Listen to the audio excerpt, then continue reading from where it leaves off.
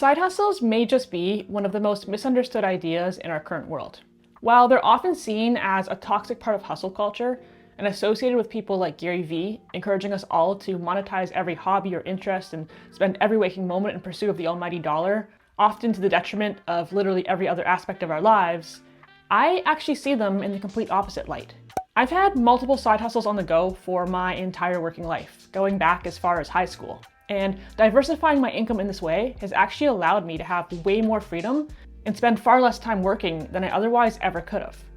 While your day job likely keeps you bound to a set schedule and requires you to input a specified number of hours each week, regardless of your level of productivity, with a side hustle, you get to decide when and how much you work, all dependent on how much money you want to make. You get to be ingenuitive and find ways to work smarter instead of harder by detaching your time and effort input from your earnings output. And most importantly, you become less reliant on your full-time job in the long run because you have multiple streams of income to lean on, which gives you options. And to me, having options is the very definition of freedom. In my case, my side hustles have on multiple occasions grown to a point where they made me more money than my day job with far fewer hours inputted and much less stress, and often in a way that I actually find fun. So in this video, I'm going to share 5 side hustle ideas that you can start today with $0 to increase your income and give you back your life. And all of these are things that I've personally done at various points in my life, so I can vouch for the fact that they work. Let's do it. Number 1 is flipping, also sometimes called online arbitrage. Flipping has been by far one of the most consistently fun and profitable gigs that I've ever had. The general premise is that you buy things from Facebook Marketplace or Craigslist or really even thrift stores and garage sales, and then you resell them back on Facebook Marketplace or other similar apps at a profit. The cool thing about flipping is that you can buy and sell literally anything, and you can start with any amount of money or even entirely for free. Like personally, my initial investment when I started about 10 years ago was $20, which I used to buy a children's guitar, and then I resold that guitar a few days later for $100, and then I used that $100 to buy 2 more guitars for $50 a piece, which I then resold for $100 a piece, and so on and so on. I basically just kept doing that over and over again. But you could equally start by picking up something for free from Facebook Marketplace or a local buy nothing group and selling it. Hell, there's actually an entire YouTube niche of people taking old furniture off the curb for free, repainting it, and then selling it for hundreds. Actually, my neighbor down the street does exactly that. But like I said, you can flip anything. Personally, I flipped a lot of guitars and drum kits and other music gear. I've flipped iPhones, iPads, MacBooks, espresso machines. Oddly, this is a weird one, bouncy castles, tons of them, like bouncy castles for kids. I know it's random, but it just goes to show that you can really make money in any niche. Electronics, video games, furniture, home decor, toys, small appliances, you name it. The premise of why this works is that there are often people that are selling things simply because they don't want them anymore, and they aren't necessarily concerned with trying to get top dollar for them. They just want the junk out of their house. It is a candy dish, Ned. $90. Like most things in life, packaging is 90% of the appeal. So simply taking a dusty old item off someone's hands, cleaning it up a bit, and then taking some nice well-lit photos and adding a good item description can add a shocking amount of value to whatever you're selling. Let me show you what I mean. So let's say I wanted to sell this guitar. I've just turned off my studio lights and turned on my overhead lights because most likely that's what people are going to be dealing with when they take a photo in their home, right? So if you look closely, you can see this thing's quite dusty. I'm going to add some extra fingerprints to it because that's what people tend to do. It's kind of dirty, it's kind of dusty. And I could lay it down right here on the carpet, and I could take a photo of it as it is with the overhead lights on and my feet in the photo and Levi's bum in the photo. And I know it sounds funny, but people do this all the time. And that's photo 1. Or I can open up a blind. I have no artificial lights on now at all. It's just window light. I can wipe the dust and fingerprints off of this thing, make it look like it's actually been taken care of, put it up against something that is clean and tidy and not my carpet. Even just the couch like this is totally fine, against a nice neutral colored wall. And with the exact same iPhone in the exact same room with just natural light, I can take this photo. Now you guys can tell me which photo you like better, which one makes the guitar look better, and which one you'd rather buy. Okay, side hustle number 2 is one that I think is massively underappreciated and undervalued, and it's teaching anything really. As Jack Black famously said in School of Rock, "Those that can't do, teach. And those that can't teach Jim." It's funny, but it's also true. Here's the thing. Everyone has expertise in something. No matter who you are, there's probably at least one thing that you are more skilled at or more knowledgeable about than the average person. And private instruction is very lucrative in pretty much any niche. Maybe you're really good at math and can tutor high school kids, or maybe you're bilingual and can give conversational lessons to someone trying to learn. Maybe you play an instrument like guitar or piano and can teach lessons. That's actually what I did when I was in high school. I used to teach private guitar lessons for beginners. And I think this is an important point to mention. You don't have to be at a professional level to teach something. You just have to be a little bit better than the person you're teaching. Like honestly, I am far from the most proficient guitar player in the world. But even when I only had a couple years of experience, I was more than capable of teaching people who were complete beginners. And 15 years ago, as a teenager, I was able to charge $30 to $40 an hour for my time doing this, and honestly, it was fun. There's a little park down the street from me, and there's a guy who runs a basketball camp for kids there once a week. He obviously loves basketball, and he's decently good at it, and now he's getting paid to hang out outdoors and enjoy the sunshine and share his passion with others. There's private swimming lessons, and sports and music lessons, and photography and art lessons, academic tutoring, language lessons, cooking classes, you name it. There are classes and courses and lessons for literally any hobby or interest or skill you can think of. And any of these things can make you easily $30 to even $100 an hour for your time, and most have zero startup cost. The only thing that I think is better than getting to talk about and share your passions with other people is getting paid to talk about and share your passions with other people. Actually, just as I'm saying that right now, I'm realizing that that's kind of what I'm doing right here. Number 3, e-commerce. Now, to be fair, e-commerce is a pretty broad term. It just means that you're selling something online, and pretty much every business in existence does e-commerce nowadays in some way, shape, or form. I mean, most of us place online orders for things regularly. Think about it. When was the last time that you bought something online? Clothes or household stuff, whatever. Probably within the last few days, right? E-commerce can be a coffee roaster selling bags of coffee beans on their website. It can be an artist selling their creations on Etsy. It can be a band selling print-on-demand merch to their fans. Years ago, I did an internship at a record label in Toronto, and one of my main responsibilities was running their online merch store, which was actually a really cool experience. I've also run some e-commerce stores of my own in the past, often as extensions of other businesses I was running, but I've sold both products and services this way. And the best part of e-commerce is that you can do it on your own schedule from anywhere in the world.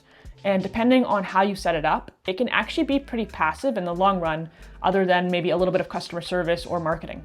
And even more importantly is that unlike the first two ideas that I mentioned, it opens you up to a massive market of customers from all around the globe, rather than just people who live in your city. If you've ever wanted to run an e-commerce business, but like me, you just find the idea of setting up an online store really daunting and overwhelming, today's sponsor, Build Your Store AI, may be exactly what you're looking for. Build Your Store AI automates the entire process and builds you a fully custom Shopify store preloaded with winning products in minutes. We're literally talking about going from your initial idea to being live and ready to make sales in less time than it takes to cook dinner. Best of all is that, sticking with our theme of little to no startup cost, the Build Your Store app is 100% free to use, and Shopify lets you start for free for a few days to get a feel for everything, and then it's only $1 a month for the first 3 months after that. All you have to do is click the link below to sign up with Build Your Store AI, pick your niche, snag that sweet Shopify deal, and then install the Build Your Store app onto your Shopify store. It's really easy. The platform actually walks you through the whole process. You can use AutoDS to fulfill all your orders, so you never have to buy or store inventory or even pack and ship anything. I did a whole trial run of this myself last year, so I'll link to it if you'd like to check it out.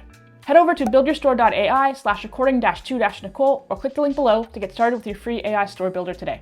Number 4 is affiliate marketing. And I think that affiliate marketing is another gig that gets frequently misjudged and underappreciated.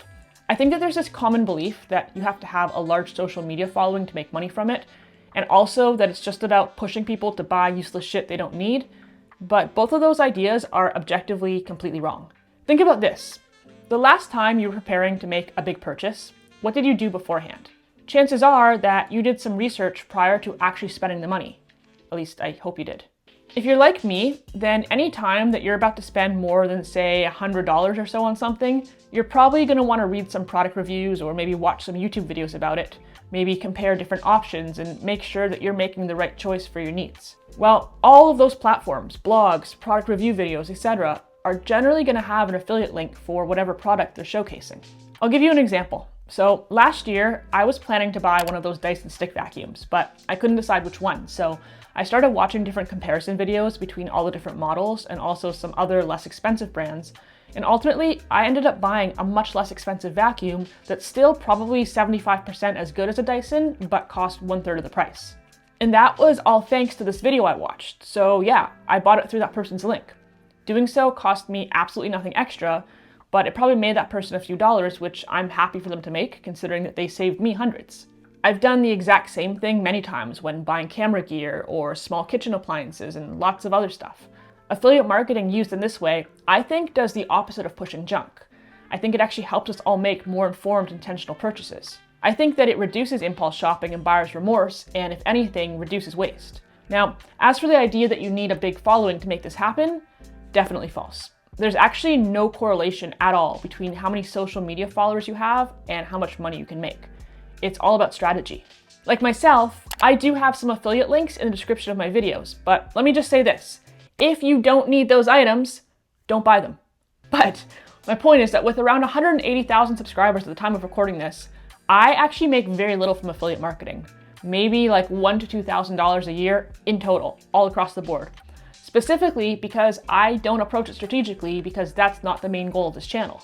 But there are YouTube channels out there with like 200 subscribers, not even close to being able to monetize, as well as blogs and email lists of all types that none of us have probably ever even heard of that make 5 figures or more per year in affiliate income. How? By being very niche and making their content highly searchable. For example, let's say I had no following and I wanted to review this espresso machine. I can make a video called Pros and Cons of the Breville Barista Express, not sponsored. And more than likely, people who are in the market for this machine would search for review videos and mine would pop up. And the fact that my channel might be small or that my videos might be unpolished, maybe I just shot them with an iPhone, whatever, more than likely, people aren't going to care. And in fact, some people would find me more trustworthy as a result, with the assumption being that I'm just a normal person and I paid for this with my own money, which actually I did, by the way, but that I'm not just like some influencer who's being paid to hawk a product. And if I signed up for an Amazon affiliate account or maybe even an affiliate program through the brand directly if they offer one, I could have a link in the video description, and if somebody watches my video and I help them decide to buy this machine, I could get a very small commission on it. And for something like this in particular, something that's more of a high ticket price item, those little commissions can add up pretty quickly. You can totally do this for free with items you already own, and in some cases, you can even reach out to brands and have them send you things for free to review. And because they're not paying you, it's just an item they're providing you basically as a sample, you can still give 100% honest feedback on it. And people who are in the market for those products will find your videos or your reviews or whatever it is you're doing. And if you help them make a decision to buy them, or even if you steer them towards a better alternative, you can make money. Okay, moving on. So if you want to get technical, this last point isn't really a side hustle technically, but it is the single most important thing you can do to increase your income and reach financial independence. And it's also by far the most passive form of income in the world that is accessible to everyone. And it's investing. Investing sounds big and scary when you've never done it before, but true passive investing isn't gambling, and usually it isn't very risky. On average, the stock market as a whole returns about 8% per year adjusted for inflation, which means that for every $1,000 you invest, you'll make $80 of free money per year.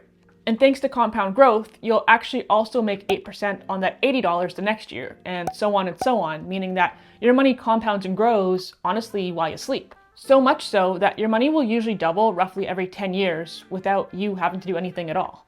Now, obviously, this video is about ways to make money that have no startup cost, but I do still think this counts because opening up an investment account through whatever bank or brokerage you like is typically going to be free. And as for the money itself, you can start with as little as $1 in most cases. But beyond that, I'd argue that you aren't really spending any money at all. You're saving it. You're paying it to yourself. If this is all new to you and you've never invested before, there are tons of amazing free resources online to demystify it and walk you through getting started, so I'll link to some of them below. But just know that even if you can only start investing a tiny amount of money right now, the sooner you start and the more time it has to compound, the more it's going to grow. A lot of people think that they should wait until they're in a position where they can invest a lot of money consistently, but that's a huge mistake. Even if you can only do $100 a month right now, or hell, even if it's just $20 a month right now, whatever it is that you can do, just start. Every day that you wait is a day that you're leaving free money on the table. No one retires or reaches financial independence all from their own wages. They do it by investing. So just start, even if it's only a little bit. Anyways, that's all I got for you guys in this one. As I mentioned, all 5 of these are things that I have done myself at various points in my life, many of them that I'm still actively doing today, and they have all helped me to reach a level of not only financial freedom, but time freedom, which I would almost argue is more important. They've allowed me to get back my life and to have more control over how I spend my time, and that's all anybody wants, I think, at the end of the day. So let me know your thoughts in the comment section down below. Let me know if any of these are things you've done in the past, or maybe things you're planning to start doing in the future. If you liked the video, hit subscribe if you haven't done so yet. You can follow me on Instagram at according_to_Nicole. I'll see you guys next week.